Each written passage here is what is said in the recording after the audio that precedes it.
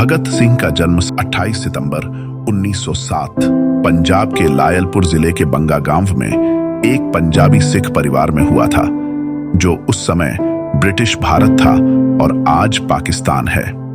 भगत सिंह के पिता और उनके चाचा अजीत सिंह प्रगतिशील राजनीति में सक्रिय थे। उन्होंने 1914-1915 के गदर आंदोलन में भाग लिया।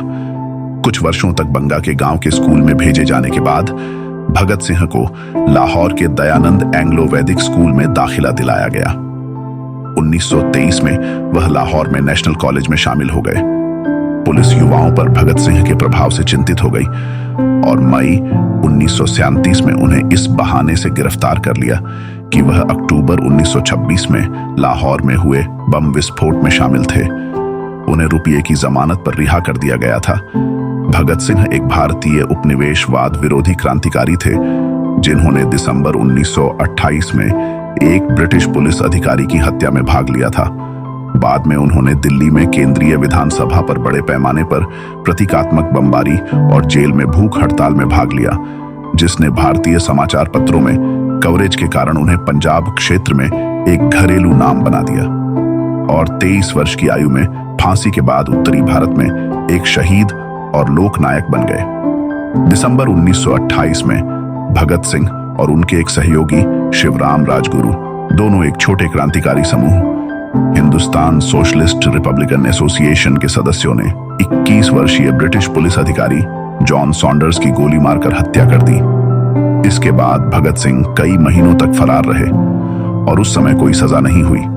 अप्रैल 1929 में फिर से सामने आकर वह और एक अन्य सहयोगी बटुकेश्वर दत्त ने दिल्ली में केंद्रीय विधानसभा की कुछ खाली बेंचों के बीच घरेलू बम विस्फोट किए। उन्होंने नीचे विधायकों पर गैलरी से पर्चे बरसाए, नारे लगाए और अधिकारियों को उन्हें गिरफ्तार करने की अनुमति दी। गिरफ्तारी और परिणामी प्रचार ने जॉन सॉन्डर्स मामले में सिंह की संलिप्तता को प्रकाश में ला दिया। मुकदमे की प्रतीक्षा में सिंह को जनता की सहानुभूति तब मिली जब वह साथी प्रतिवादी जतिन दास के साथ भूख हड़ताल में शामिल हो गए। उन्होंने भारतीय कैदियों के लिए बेहतर जेल स्थितियों की मांग की।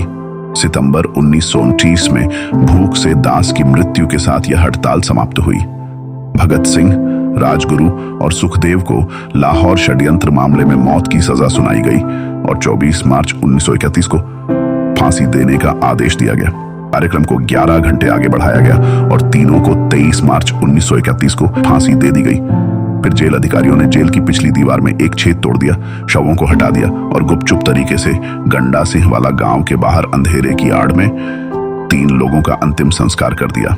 भगत सिंह जीना नहीं चाहते थे। उन्होंने माफी मांगने या अपील दायर करने से भी इनकार कर दिया।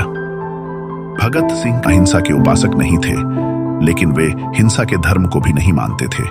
उन्होंने लाचारी के कारण और अपनी मातृभूमि की रक्षा के लिए हिंसा का सहारा लिया।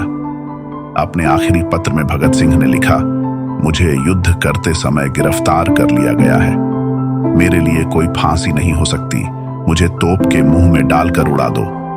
अपनी फांसी के दिन भगत सिंह जर्मन मार्क्सवादी क्लारा जेटकिन द्वारा लिखित पुस्तक रेमिनिसेंस ऑफ लेनिन पढ़ रहे थे।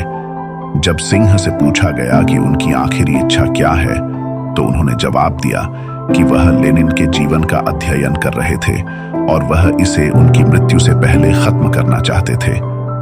जवाहरलाल नेहरू ने लिखा था कि भगत सिंह अपने आतंकवादी कृत्य के कारण लोकप्रिय नहीं हुए, बल्कि इसलिए लोकप्रिय हुए क्योंकि वे कुछ समय के लिए लाला लाजपत राय और उनके माध्यम से राष्ट्र के सम्मान की रक्षा करते दिखे। वह एक प्रतीक बन गए। कृत्य भुला दिया गया, प्रतीक बना रहा। और कुछ ही महीनों में पंजाब का प्रत्येक शहर और गांव और कुछ हद तक शेष उत्तरी भारत उनके नाम से गूंज उठा। उनके बारे में अनगिनत गाने बने और उस व्यक्ति ने जो लोकप्रियता हासिल की वह अद्भुत थी। सुभाष चंद्र बोस ने कहा था कि भगत सिंह युवाओं में नई जागृति के प्रतीक बन गए थे। नेहरू ने स्वीकार किया कि भगत सिंह की लोकप्रियता एक नई राष्ट्रीय जागृति का कारण बन रही है। उन्होंने कहा, वह एक साफ सुथरे सेनानी थे जिन्होंने खुले मैदान में अपने दुश्मन का सामना किया। वह एक चिंगारी की तरह थे जो कुछ ही समय में एक ज्वाला बन गई और एक से बढ़कर एक फैल गई। देश के एक छोर से दूसरे छोर तक सर्वत्र व्याप्त अंधकार को दूर करना। सिंह की फांसी के 4 साल बाद इंटेलिजेंस ब्यूरो के निदेशक सर हॉरिस विलियमसन ने लिखा, उनकी तस्वीर हर शहर और टाउनशिप में बिक्री पर थी और एक समय के लिए लोकप्रियता में खुद श्री गांधी की भी प्रतिद्वंद्वी थी।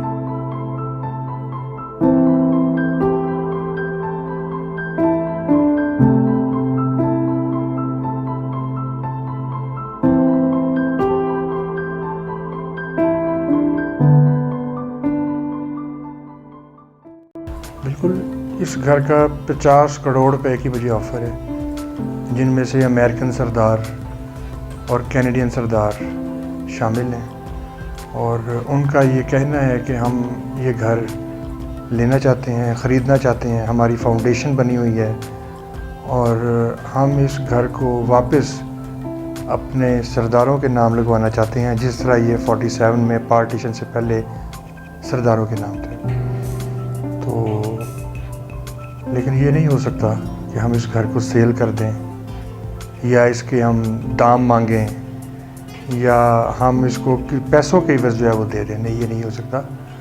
ये ज़रूर हो सकता है कि ये घर हम फ्री ऑफ कास्ट सरदारों के हवाले कर दें, क्योंकि ये घर भी सरदार का था। ये जिस कमरे में खड़े हैं, ये भगत सिंह का जन्म इस कमरे में हुआ था। इस कमरे को भगत सिंह का जन्म स्थान कहा जाता है।